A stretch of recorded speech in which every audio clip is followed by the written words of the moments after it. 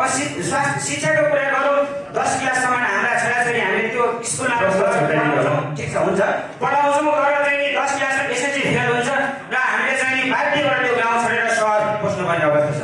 यी आधारभूत कुरामा चाहिँ तपाईँहरूको ध्यान किन गइरहेको छैन होइन?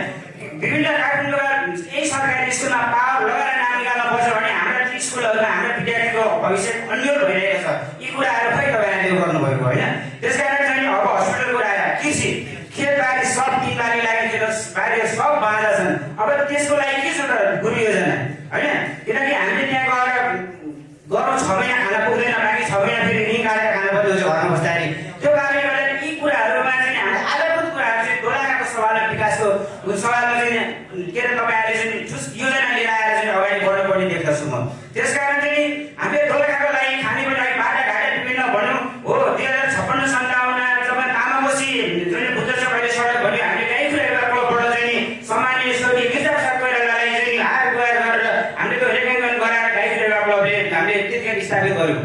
हाम्रो गाविसमा चाहिँ खानेपानीको समस्या थियो। 2064 सालमा देवी खड्का हेम श्रेष्ठ मान्य जितेर आउनु भएको थियो। हामीले संयुक्त रूपमा हाम्रो चाहिँ कर्मचारीको हिसाबले बद्रीबार काटी मालेका परिषदको निमित्त मालेका प्रमुख हुनुहुन्थ्यो र हामीले हाम्रो डाँडागाउँको श्री सेन्टेरी युवा क्लब थियो। क्लबको 30-40 जना युवाहरू गरेर चाहिँ संयुक्त निवेदन हेम खड्का र देवी श्रेष्ठको नाममा चाहिँ हालेर हामीले भाटे गाडी पानी भइसक्यो खानेपानी आयोजनाहरू हामीले अहिले घर घरमा धारा पुगेको छ। विडम्बना धारा त पुग्यो तर अब पानी आउने व्यक्ति छैन।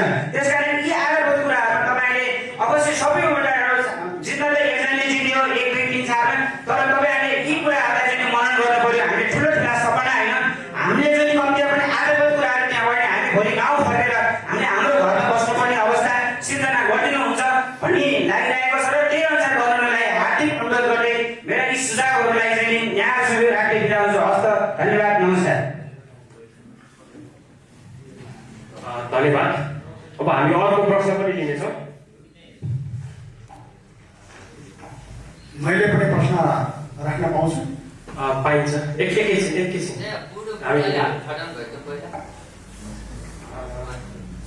छ। माइक मेरो हातमा छ, म बोलिदिइहाल्छु ल। त्यसै छोटो 30 सेकेन्ड 1 मिनट भित्र राखिदिनु होला। नमस्कार, म गोपीलाल तामाङ, मेलोङ गाउँपालिका वार्ड नम्बर 3। अहिले यो विकासको कुरा पनि आइरहेको छ। के को बस आएर चाहिँ खुल्ला बस भनेर कार्यक्रम त राखियो। यस्तो खालको बस चाहिँ चुनाव पछाडि चाहिँ राख्दा कस्तो हुन्छ? अहिले विकासको कुरा आउँछ, सडकको कुरा आउँछ, पानीको कुरा आउँछ, म गर्छु भन्छ तर नेताहरू लिएर गइसकेपछि कहीँ गरेको देखेको जस्तो लाग्दैन।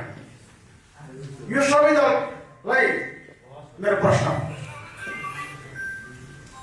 तपाईँहरू किन अहिले के भन्नलाई उम्मेदवारी दिनुभयो?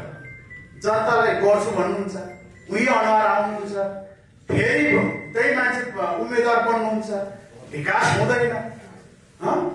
तपाईँ चुनाव जितेपछि यस्तो बस राख्नुहोस् न, गाउँ जानुहोस् न, केन्द्रमा बस्नुहुन्छ, केन्द्रीय सदस्य बन्नुहुन्छ, अनि चुनाव आउँछ अनि हामी गाउँ जान्छौँ, भोट माग्छौँ, भोट चाहिएको छ। विकास कसरी हुन्छ? सामान्य नागरिकलाई तपाईँ उम्मेदवार उठाउन सक्नुहुन्न? कसले खर्च गर्छ? कोसँग छ पैसा? उम्मेदवार देख्न आउँछ।